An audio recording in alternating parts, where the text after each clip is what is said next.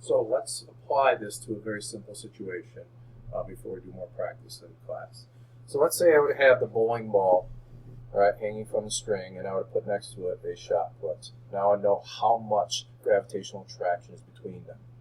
All right. Well, we need the masses of both. So let's say the mass of the bowling ball is 7 kilograms, and let's say that the mass of the shot put is 8 kilograms. And let's say when they're touching, we measure from center to center, and let's just for argument's say that the distance is 0.15 meters.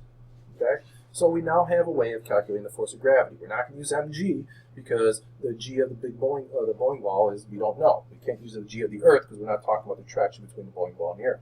So we basically say f of g equals big G m1 m2 all over r squared.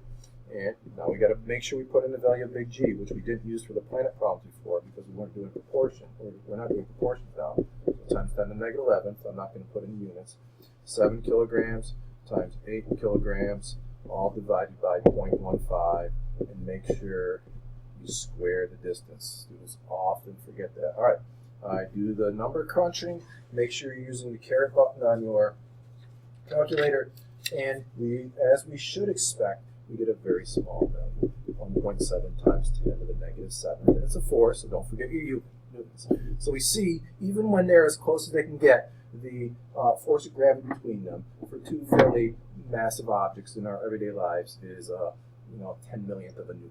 Okay, so gravity is indeed very, very weak. If you want to get strong forces of gravitational pull, you need huge masses, planetary-sized masses, like 10 to the 20th or greater kilograms before you really start noticing the decent acceleration of the gravity.